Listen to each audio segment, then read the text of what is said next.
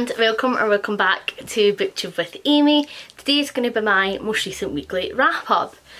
We're at a wee bit of a different angle than usual and everything is a wee bit everywhere, a wee empty shelf. We're in the middle of feeding in all of my birthday books, and because we sort our library by alphabetical order, by author surname, everything needs to like be lifted and shifted, etc. and refeeded in, so like it is a whole project. And I say we're doing it like Simon's doing it because I'm a wee bit terrible with my alphabets. I still need to like say it out loud and that to figure out where things go, so he does it. So I've got two books to talk to you about this week. The first one I actually very kindly received as an ARC from Harper Teen, and this is The Faint of Heart by Carolyn Wilson. So the premise of this is scientists just came up with the concept that you can get rid of your heart, and it essentially takes away all feeling and emotion from you, and so you are like more driven and more achieving better grades and stuff academically, and you just have more focus. And so like people and passions and creativity like don't get in the way. You're just like, boom, this is what I need to do, and you're just sort of functional, I guess. But our main character is the last person who still has her own heart, and she truthfully struggles with that. So our main character is June, this is her here, and I thought she was a brilliant protagonist. She deals with the loneliness and the sort of mental aspect that would come with being the only person that has these feelings very well for a teenager. I didn't find her to be overly dramatic or annoying like I do with some female teenage protagonists. I think that she handles it very well. She's very mature for her age and just overall really likeable and really lovable. And I didn't want to say too much about the plot of this because it isn't actually out yet. It's going to be released in June, but I don't remember when in June. Let me find out. It's coming out on the 14th of June, so by the time you see this it will be out. But at the time of filming it is not, so I'm still not going to say any spoilers. But essentially there's a place where everybody's heart is stored, and they keep the heart in a jar, and the jar is surrounded with fluid that basically numbs the heart, and that's where the lack of emotion comes. But there have been thefts at this place, and if someone's heart is stolen then they start to feel, and it has big health repercussions for them. And the scientist who figured out how to take the hearts out has never figured out how to put them back in and have the person be like a proper human being again. And hearts start to go missing. Our main character June finds a heart, and she has this idea that she can somehow use this heart to bring her sister back. She was very, very close to her sister. Her sister had the operation and now they aren't as close, and she sort of just misses away that time with her sister. There's a lot of really interesting social commentary in here, and I feel like it's really prevalent just now with like all the AI chat that's happening in society. A lot of people, especially in the arts, are concerned that AI coming on board to help make art, to write scripts, to write books, etc., that like that human creative aspect is going to be missing or is at risk of being lost. And in this book, like that's definitely the case, because people don't have these passions, they don't have the creativity, so there is no art, you know, being created, and nobody is bothered about the fact that it isn't being created because they are also just like only want to do things that have a purpose, da da da. And so I felt like that was really, really interesting in the current climate and sort of the chats that are happening. The characters in here really did steal my heart, and I thought that they were really, really adorable. June especially, I thought she was a really brilliant main character. My only critique of this book I feel is the ending is wrapped up pretty quickly, and as I've said before, I sort of feel like the ending to be wrapped up well and then to find out like bits after, etc. And although this does wrap up quickly, we do get a tiny wee glimpse after, but no a huge deal.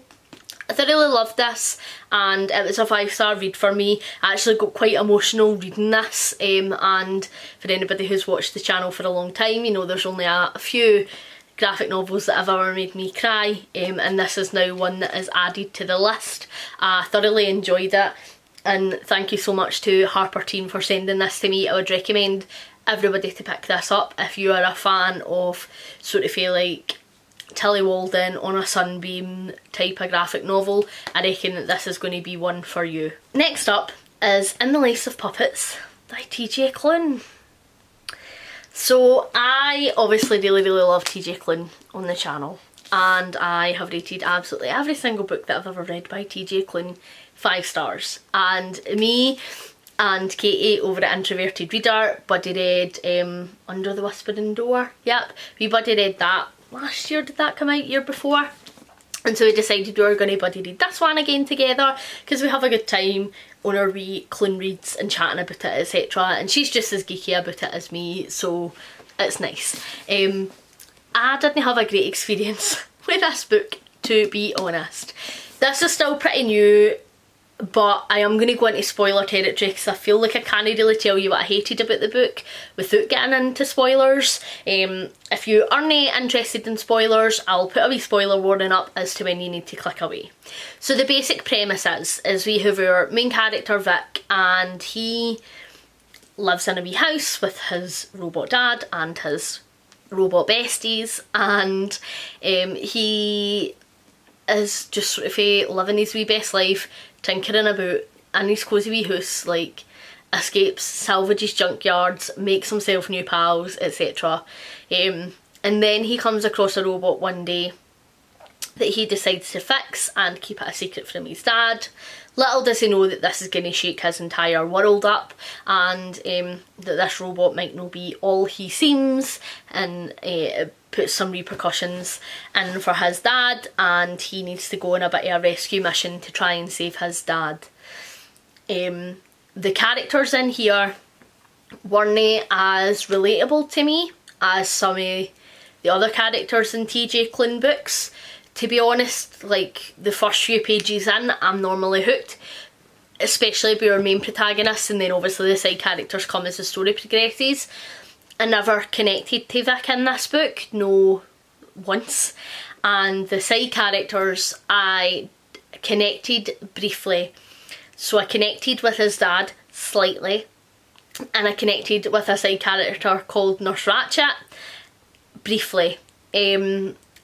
Like, I enjoyed them as characters, but the connection just wasn't there as much as it is in some of the other TJ Klune books, and so the whole emotional impact to this book was then just a bit lacking for me because I didn't have that real tug on your heartstrings like I have with every single other book that I've read by him. And then we're probably going to go into spoiler territory now. So I ended up rating this book a 3 stars in the end.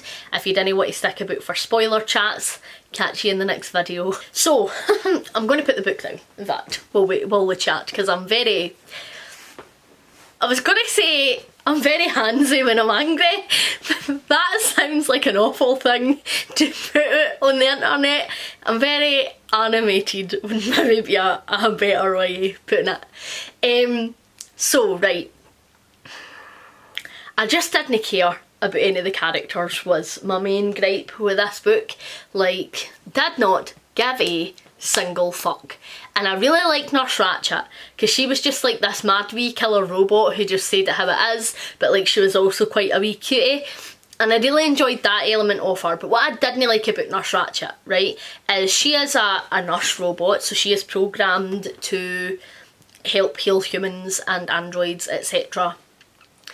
But she talks so much about like sex and masturbation and attraction and hard-ons, and like, I get it, like I get it, but she goes on and on and on and on and on and on and fucking on for ages through this book about it, sometimes at really inappropriate times, and I just didn't really enjoy that. Like, we all know I am not a fan of smut, right?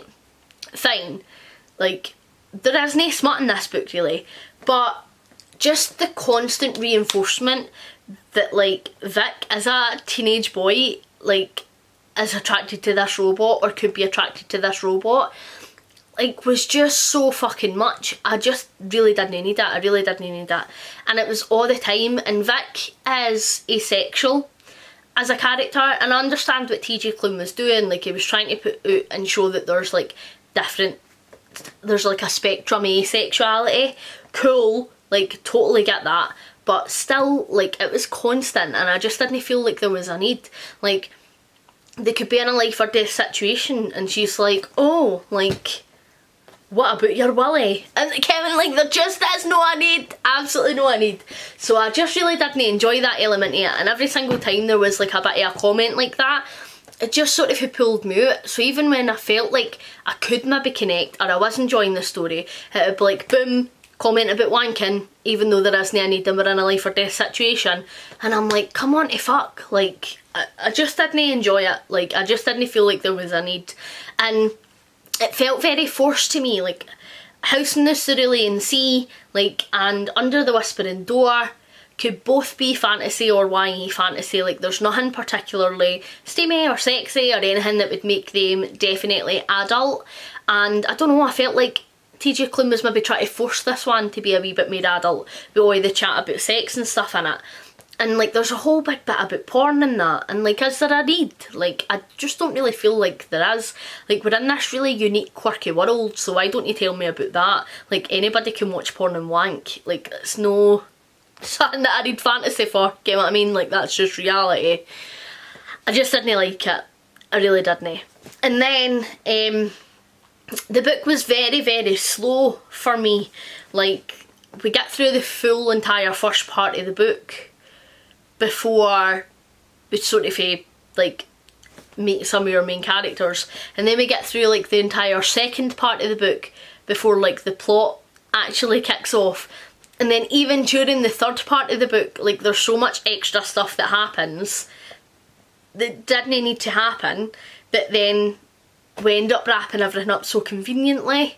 Like, I hate that. I really don't like a convenient plot.